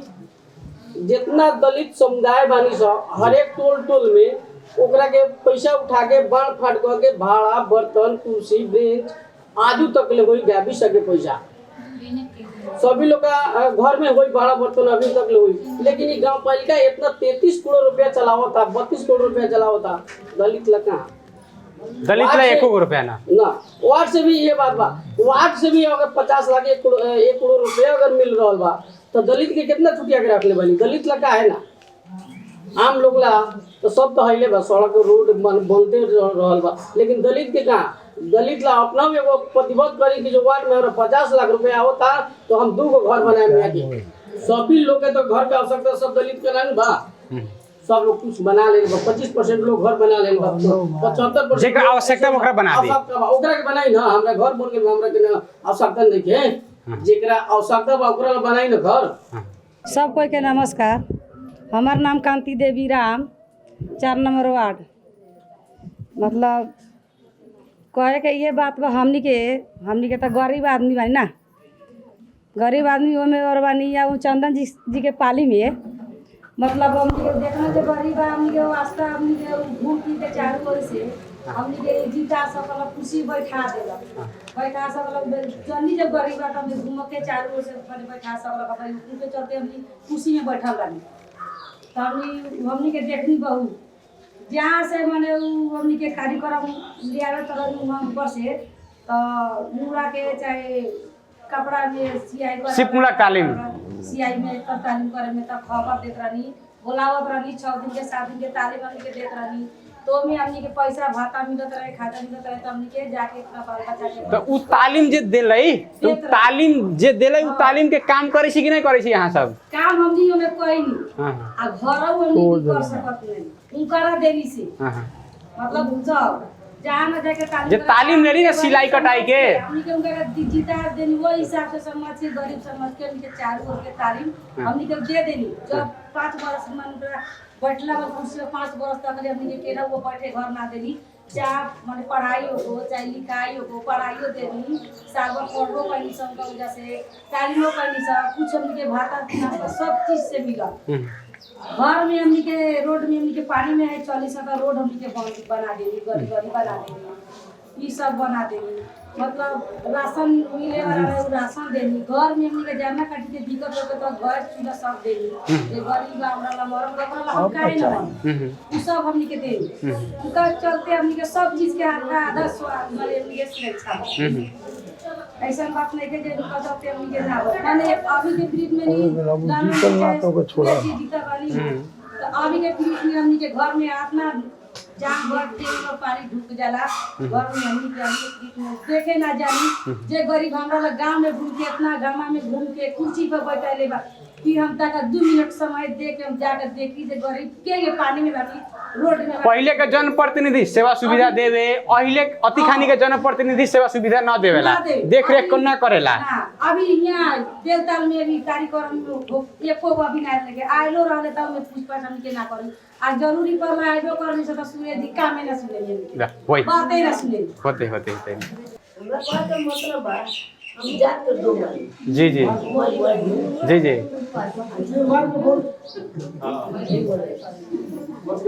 क्या मोली बानी हमार के 8 घर बानी जी जी 8 घर बानी से 8 घर में चंदन सिंह जीता रही तो वो चंदन सिंह के जीतला पर हमके बसला पर हमरा एगो नौकरी हमरा के 2-3 गो नौकरी माने देनी सेला पर हमरा एगो बेटा के नौकरी छोड़ा देनी लोग और उनका 5 गो लड़का 5 गो लड़का में छोड़ा के बेचारा जयकर भागलपुर तक करते हैं दया लोग छोड़ा देनी उधर चल मुझे जीत अब ऊपर से का बोल कि हमने के गरीब वाली बड़ी जवना लड़के सके पर कहे का मतलब जवना लड़के सके खाए के आ घर में अवस्था नहीं है पढ़ावे लिखावे के नहीं है तो उस पढ़त नहीं लिखत नहीं के पैसा कौड़ी लेके गरीब आदमी झूठत नहीं है तो घर कहाँ से बनी जमीन तो सस्ता के नहीं है एक बार क्या पानी लोग का जमीन दिया था 40,000 रुपया 40 लाख रुपया से घर बनाएला से घर बना के तो सब मिली के पोखर तो हमरा घर में केहू लड़का फड़के चाहे सौ सके कोई ना रहे एगो हमारे एगो मियाज माता का का रहल तो कहने लोग हम लोग के जेहने घर बनाते नहीं होने घर बनाते तो हम बन के जाते के लोग बनाते जो के लोग रह जाई तो कहने लोग पकड़ कर बना देते ऐसे जब पकड़ कर पानी जे हां जब पकड़ बना दो वो लोग को समझ हो गए जे ना बोल होने करी कहत पकड़ कर रहे तो होने के नो कोई लोग हम थोड़ा कह दे पति जे बना दी पकड़ के ऊपर से दोहरा के ना बोली 40 लाख रुपया 40 लाख रुपया फिरता ले जाके खा गई लोग आखिर रखले पानी कहाँ पे खा गई अब एक बार मतलब बा काल उधर चंदी रही ओने कारी और चुनू सिंह रही सब कोई रही अब एक गरीब आदमी अलानी जगह में हमनी के घर बनल बनी से आ वो घर पर हमनी के कोनो साधन नहीं के अब बाल बच्चा सब घर के समस्या छै घर के समस्या में देखो जे पानी पड़े तो कहाँ रही जमे कहाँ सब बाहर सब सामान बिगड़ बा घर टूटा ला होते चाची होते शुरू में कहलक है कि माननीय जी के हर एक साल 4 करोड़ 5 करोड़ के बजट आवे छै तो दलित समुदाय के लागी कते बजट छुटी आवे छै ठीक बा फिर अपना सब लोगों को प्रणाम नमस्कार जौन बउआ हमर कहलक है कि 10 लाख रुपया रहे दलित ला तू पहले ही बंगिया दिले यही तो पार्टी का दलित ला नहीं आए रहे पहले ही बात वो साल तुरंत हमने जीत के गेली काम खतर रहे कुछो ना रहे 10 लाख मात्रे रुपया मिलत वो से कल जहाँ तहाँ भेल की हला दिया वो में भी तू जाके निरीक्षण कर कि तोरा दलित पर में कल हॉलल बाकी ना रहुआ में जाके देखा 10 लाख रुपया पूरा क्षेत्र भर में मिल रहे वो कल ना मिल रहे हम दिल्ली की जाके हल तू कहल का है उनका के देला वो बादशाह कल अपने को डोरी में बनाल बानी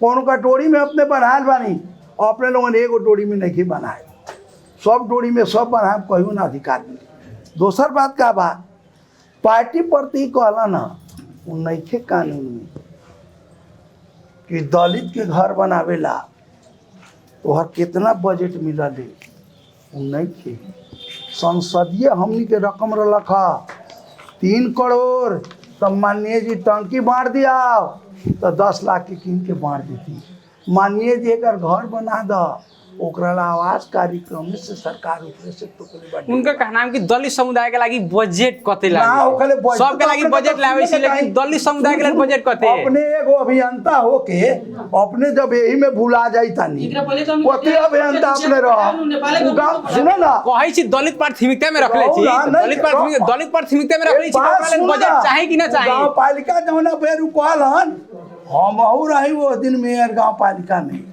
हर वार्ड में अपना से झांगा हर चमटोली दुष्टोली गांव में कीन के 65 थान चमटोली में खाली प्लेट आई सब कुछ 65 गो कल रहे जैसन सरकार के नीति आवे कहली हमें अधिकार नहीं खे दिले दलित के घर बनावेला तो हम के नहीं बजट चाहे बजट को छुट्टी फिर कोई हमरा दलित प्राथमिकता में रख ले छी बोलेला दलित प्राथमिकता में देखो तो आज सुनिए आप इस तरह का बात है आप देश भर लेके चल रहे हैं प्रसारण आपका बात सभी लोग सुन रहा है 1 मिनट आपका सभी लोग बात सुन रहा है कानून से आगे आप नहीं जाइए जो कानून हमको नहीं दिया है वो तो दे रहा है छुटिया के पहले तो हम कहने का मतलब महेंद्र निधि आवास दलित आवास अभी बना दिया जाए मदन भंडारी आवास तो उसमें छुट्टियाँ है जो 1 ठो बने चाहे 2 ठो बने वो तो हमारा अधिकार से बाहर है इस बात को नहीं दूसरा आप लोग का है निष्पक्षता यहाँ के बहुत दरी अब कहेंगे तो देखिए दुख होगा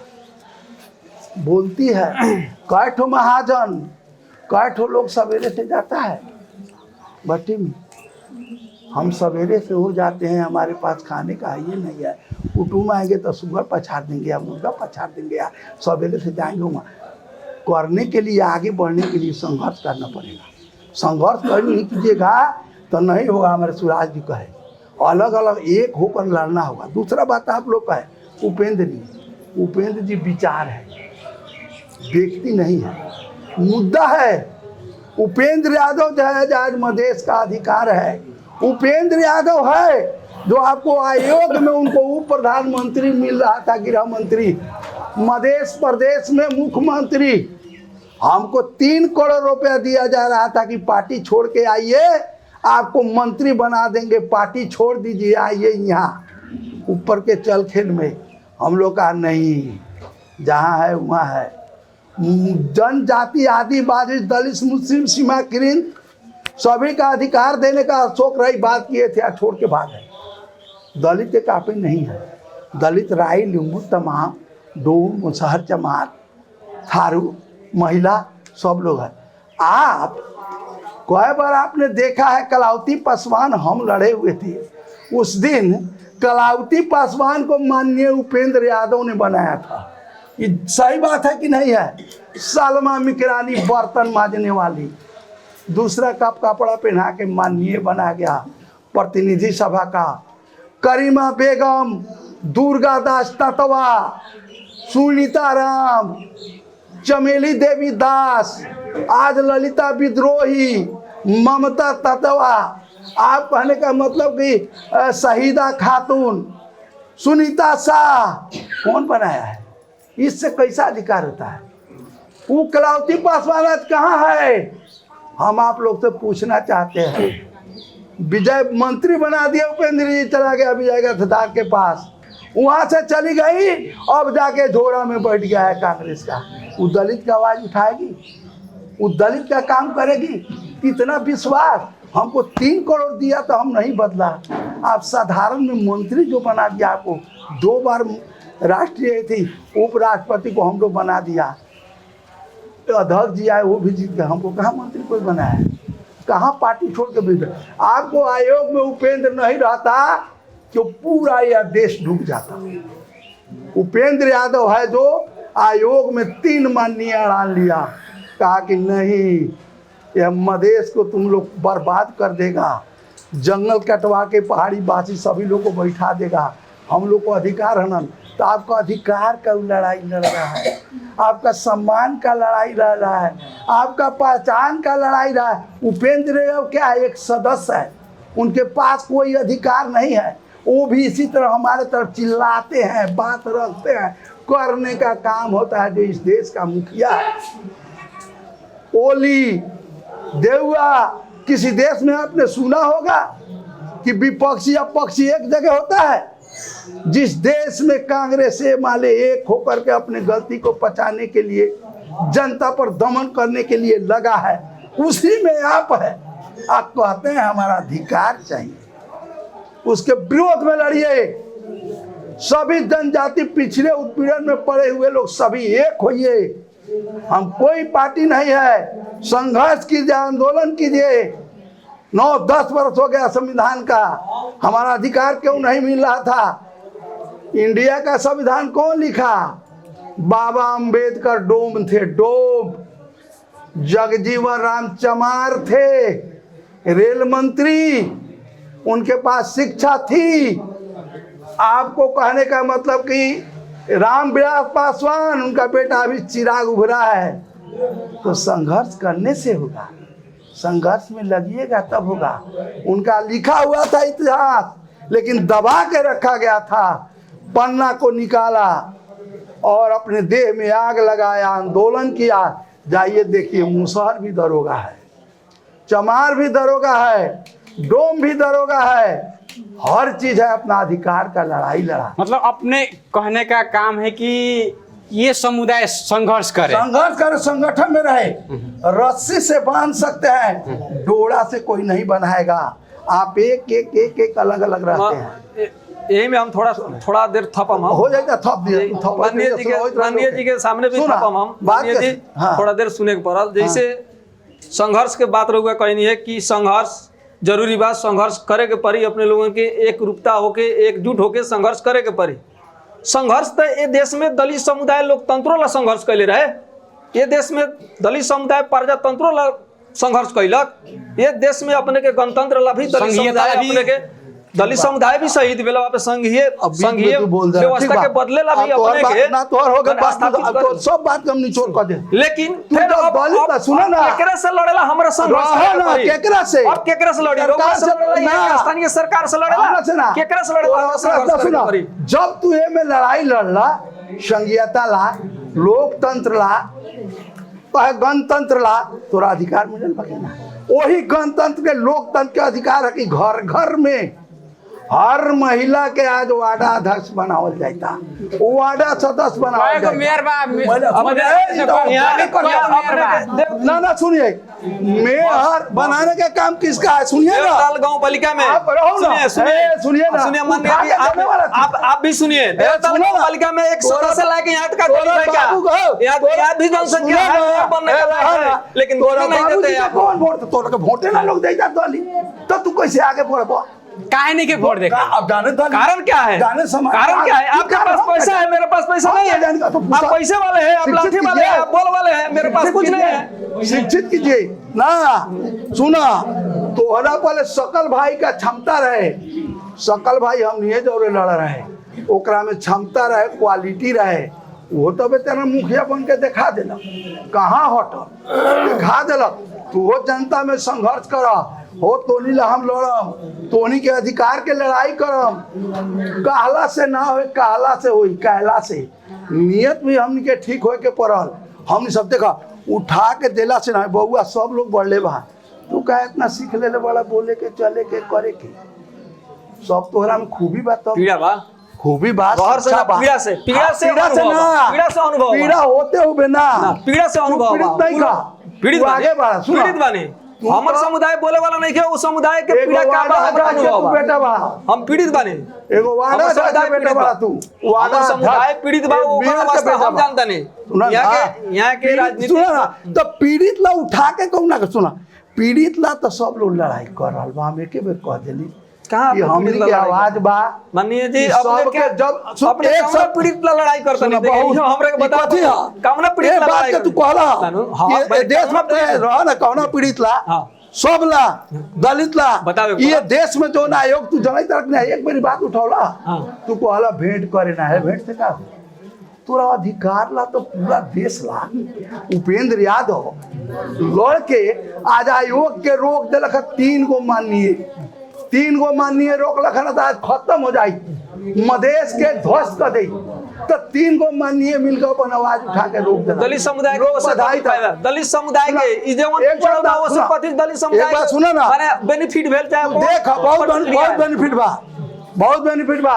आज दू साथ झगड़ा नहीं, सुना भाई बहन इंजीनियर डॉक्टर बनल बा, दुसाद पढ़ लिख के भाई बहन दोनों पढ़ लिख के बन गए बा। आज चलो हमरे गांव में पहले का रहे, आज तब सबके घर कोठे के बा, सब कमाई था, शिक्षित बा। आज तो मुकेश राम खुदे डॉक्टर हो गए, प्रदेश सरकार के माननीय जी के कितना रामदयाल माननीय जी के शिक्षा मर दे तोरा में खूबी रामदयाल हमरा गांव में सुबह बनल कि ना, सुबह बनल बढ़ रहा बा, आगे अपनो विचार के बदलल जाओ, हमनी नियत के बदलल जाओ, एक आपस में तो अपनो ही तरीका ले निमन हो जाए, ओकरा से घी ना करे लगे। हम हनुमान जी ने खींच फाड़ के बता दे, हमनी सबके सम्मान मान ला लड़ाई, अधिकार लड़ाई, एगो चिंटी से लेके हाथी का हमने लड़ाई लड़ी। हमनी का महिला हिंसा के बात उठल है, महिला भी पीड़ित बा, महिला हिंसा के बात हुई तो कोनो महिला में बोली होई ना, महिला हिंसा छै न, पुरुष हिंसा छ। हम अपना बाल बच्चा के पढ़े ला भी जाता, हम अपना बाल बच्चा के शिक्षा देवे ला भी जाता, और वो शिक्षा छोड़ देता, गलत स्टेप उठा लेता, ओके का तू करबा?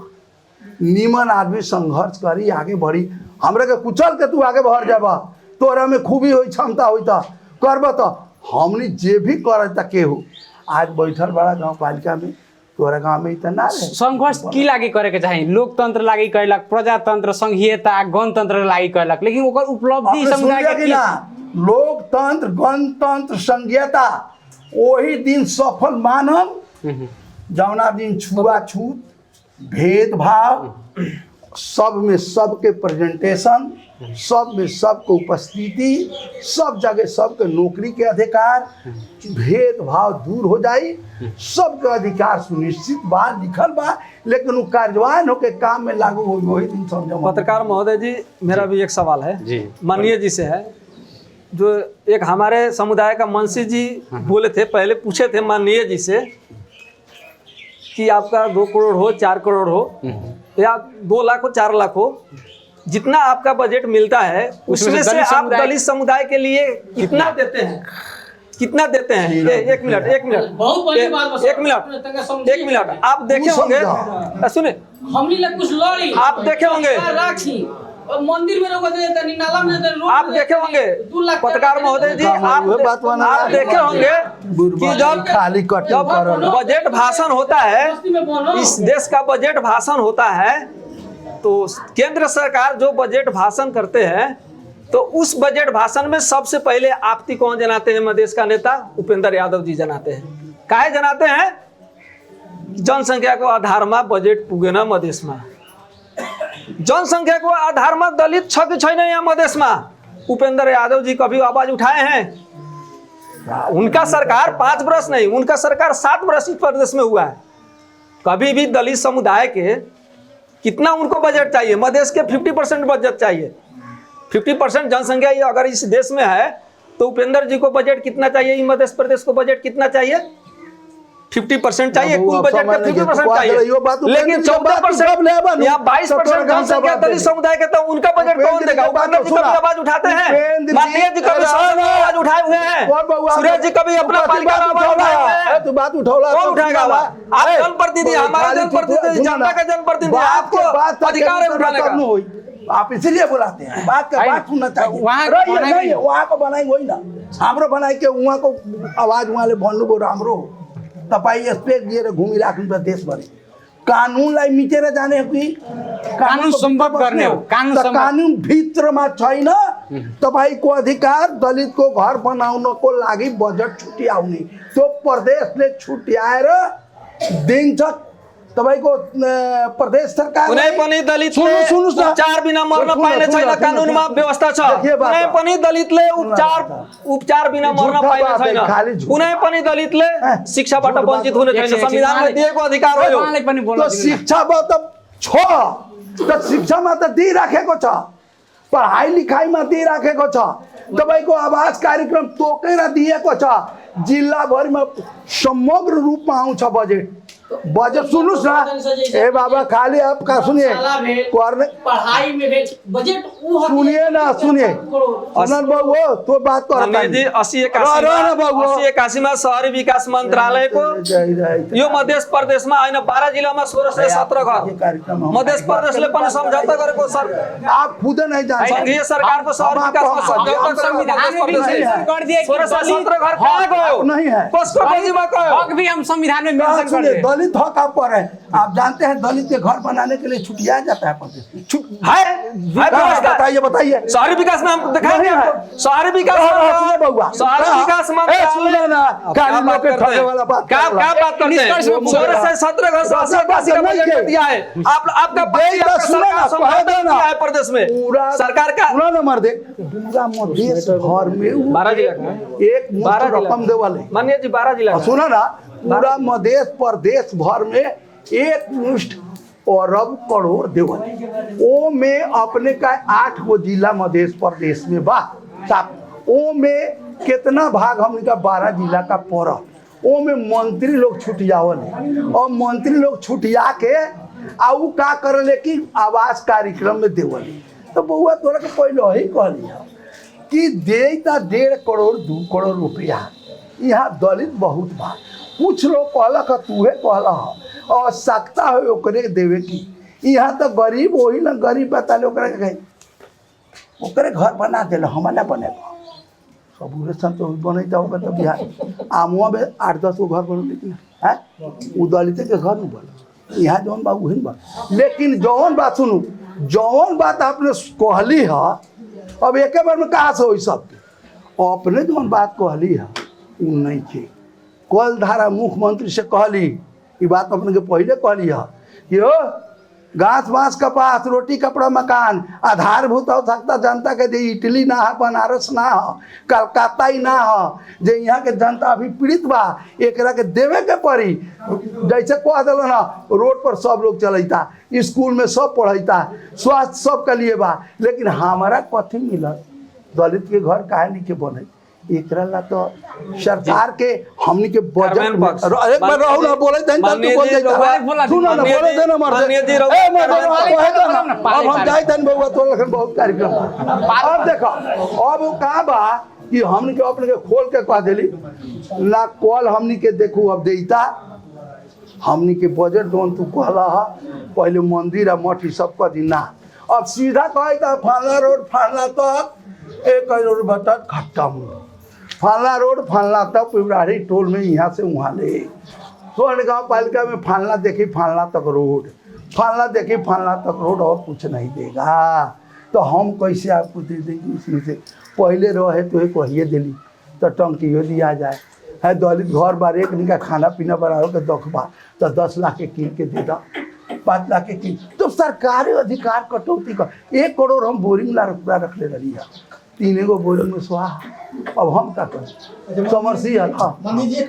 आराम से कहो मानिए जी अच्छा भाई नहारवा गेल बा हमनी के हम बात तो मेन माला है इस बोले वाला था ना हां तो जो तुआवे में कितना बजट आ रहा है माननीय साहब रुआ के बात रुआ हां उनमें कितना बजट बाटो घाटो में ना जाए बाटो घाटो में ना जाए यहाँ दलित अधिकार के सवाल में सुनी सुनी बाटो समुदाय के उत्थान के लिए की करे के समुदाय के उत्थान के बात होता जौन हमने के संविधान के तू कह देला सौभाग्य के बात ना जा सौभाग्य के बात तो हर एक बात वो तो अधिकार हमरा से लड़े के मुखिया जी हमने जितना के सवाल हमरा से लड़ाई जरा उतना प्रदेश में हमारा लड़े के अधिकार है कि दलित लोग हमरा से विवाद करता दलित ला सरकार बजट छुटियावल गे हमनी बजट मांग करे तो बजट देते नहीं के सरकार अभी नीति बनावे जाए ताकि किसी माननीय को कहीं पैसा नहीं दिया जाएगा। माननीय का काम है संविधान बनाने का कानून बनाने संविधान तो बन गया है मैंने कानून बनाने का आप लोग मात्र कानून बनाइए तो हमने दलित आयोग बनौल ही बानी मुस्लिम आयोग बनौल ही बानी महिला आयोग बनौल ही बानी मधेसी आयोग बनौल ही बानी हम लोग सब लोग खटते बा पुलिस प्रशासन खटावेला हमनी का कहे के मतलब कि जे आयोग बनौल ही बानी फिर समस्या का है समस्या का है सरकारों के ना सुनता तो करना तो कहां भेल तो कहां रहो हमने बोले तो जितना हमरा से तू बोले तारे नु जे ई ना दे तारे इहे करल इतना हम हो चिल्लाई माननीय जिसे कार्बन पक्ष बनी माननीय जी रहुआ हमनी खचड़म तो रहुआ हां ई तो फर्स्ट में मन कहलिए कि दलित के सरकार ने दलित को लागी माननीय हरुलाई एक मुष्ट कत्ती रकम छुटियाओ तो उठाओ जीनू पर सरकार ले यो जनता आवास र महेंद्र राय निधि आवास र तपाईको यो दलित आवास ले पुग्ने वाला छैन सबै मान्य जीहरुलाई 2 करोड 1 करोड के कति या टेन्डरमा क्षेत्रमा कति दिने हो यो गर्नुस् जबसम्म दलित को तपाईहरु चाहिँ छुवाछुत भेदभाव सबैमा समावेशता नौकरीमा पनि खोजिरहेको छ त्यसमा पनि उहाँको संलग्नता हुनुपर्छ जनसङ्ख्याको आधारमा दलित तो होइता नौकरी में होइता नौकरी में तो जाता लोग दलित लोग आ जहाँ ओकर प्रेजेंटेशन बा उधार से नौकरी मिलता कि ना उमे बा तो ये सब बात हमने उठाए लेकिन एक बार मंत्री कर ले बड़ा लड़ी ले सब लेखन भुगते हैं हम लोग बजट में आवे तो हम लोग तू सुनी दलित हमनी के कुछ अपना में से रखबे अरे भाई हम को हमरा रखे के ना है उ रखले नीति तथा आयोग कार्यक्रम कानून बनी तो सबके अधिकार में जाई कानून ना बनी तो ना मिली भाई माननीय जी तो बड़ा होशियार बड़ा हम कहला मिलल है माननीय जी छोट में हम बात रखम और हमको मिलबा ना करले अधिकार को साबुन बाटे का अधिकार माननीय जी हम अंत में अपने के छोट में बात रखम एगो कथी कि वास्तव में अपने लोगन एगो कार्बाइन पक्ष होके दलित समुदाय के ठगे वाला काम कैले बनी कि ना कार्बाइन काहे नहीं हो सकत उ कमी कमजोरी अपने मानत नहीं कि ना कि हमार कमी कमजोरी हो। वास्तव में हम प्रदेश सरकार में आवाज ना उठावे सकनी, सरकार के सब सरकार में हमारा आवाज ना पुगे सकल, हम ना कह सकल, ना पुगे सकल। हम तो मंत्रालय घेराव कर देली। ठीक बा, रउवे ना माने ओली का दुआरी पर घेराव कर। पैसा तू सुन, तू ठगे वाला जनता के काम करे ठीक, अभी भी। हाँ, ठग माननीय के ठग दोषी तनी, बना के ठग। तू अपना तरफ जनता के झुकाव वाला ठगे वाला बात ठगे वाला क्या ना फ्रेश बोले काहे कि हमरा कुछ नहीं, हमरा समुदाय के कुछ नहीं मिलल तो अब तक चाहे, अब तक चाहे कई दिन लड़े गेला, रोज आवाज उठाओ, एक दिन ना तू लड़ा, रोज आवाज उठाओ, रोज आवाज सुनो ना, हमरा समुदाय के 30 बरस 50 बरस के दाब के रखल बा, तो हमरा समुदाय के आवाज के नहीं हम मिली को आगे, हमरा तो मांगे के अधिकार बानू। भारत का गृह मंत्री रहा, मुख्यमंत्री हमारे सरोज रहा, सारा लोग मिल के राय कला कि हमनी के तई जो पुलिस पर हरी के हम विधायक पास कर देली। आई सरकार सुनते नहीं के, आ सदन से हमनी रोज बोली ले, आई लागू नहीं के करे तो चले के तो काठमांडू जाके धारणा बैठल हो, ओली से देउआ से सबसे लोग कहलक आज वो आयोग खुला रहे। तो मधेसी के बेटा, दलितों के बेटा, जमारों के बेटा, डोमों के बेटा जौन उलायक रहे बने कि ना बने ना दिलक, वो अपना मन से आयोग करता। अपने के तो पहले ही कह दिया कि 3 गो सरकार बा, लेकिन प्रदेश सरकार के पंगु बना के रखल बा। अपने ही बात तो बुझाइता नहीं ऐसे कि प्रदेश सरकार के कौन अधिकार। पहले अपने के बतौलिया कि मेयर का गाड़ी बा, उप मेयर का गाड़ी बा, हर व्यवस्था बा, गढ़ा भर चाहे गढ़ा खुरमा दो, हाँ मेयर का अधिकार बा। वो चाहे तो बजट छुटिया दी कि दलित के घर भवन बनावे पे है इतना बजट, कृषि में उ का तो सरकार है ओली है, मेयर ओली है, हमने कौन है तो के ना बोली ना सदस्य, हमने बोली लेना शुरू है, हमने है चुपचाप चिल्ला कर आके कुर्सी पर बैठ जाए। माननीय जी, हम एगो चीज जाने के चाहता नहीं रहुआ से, इस समुदाय के उत्थान राज्य भी की पहल करे के चाहिए, समुदाय भी की पहल करे के चाहिए। बात बोले वो बात है जी, हमार पूरा बात है कि हम जाके आवाज उठाए। जी, जी। काले बैठक भेल बा। माननीय जी, जी जी, राज्य की करे के पड़ले। ई दलित समुदाय, ई दलित समुदाय आज के सवाल जवाब में जी जी अपने से अपेक्षा कैसन अपेक्षा रखल जाए कि विगत जौन दिन में दलित समुदाय के ऊपर अन्याय अत्याचार भेल, वो आए वाला दिन में वैसन कहे अन्याय अत्याचार सहे के पड़ी कि एकरा के अपने सार्थक जगह पर पुगाए। दूसर का बात माननीय जी, धन्यवाद, नमस्कार, सब लोग के प्रणाम।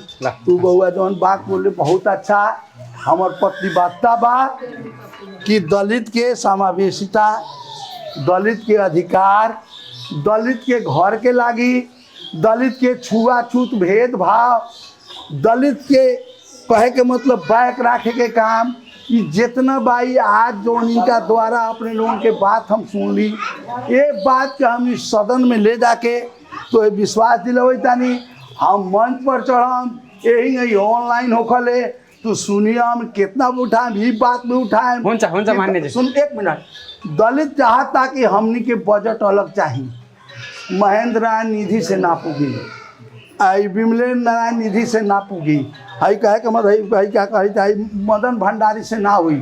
एकरा ला छुट्टे माननीय लोगन के दलित के घर बनावेला, दलित के आवास कार्यक्रम बनावेला, दलित टोल में काम करेला, इस सब अधिकार हमनी का मिले के पड़ल तो दलित हमनी के चैन से रह के दी। दलित बहुत हमनी के तंग करता, दलित के काम कैसे होई, दलित आगे कैसे बढ़ी। अब तो सुनबे कर बिहान परसों में, कालू में, आज वो मीटिंग बा, अध्यक्ष जी किताब लिख के पूरा टाइट कर जिस तरह देश में, लेकिन एगो अपने से हम कहम कि एगो उंगली से कुछो ना हो, मुक्का बांध के मारम तहाँ कुछो धस जाई, हर जगह विफाट ना हो, अपने अपना में भी एकजुट होके रहू, जितना पिछड़ा लोग बा एक रहू, आ संघर्ष करू, अधिकार तो मिलबे करे।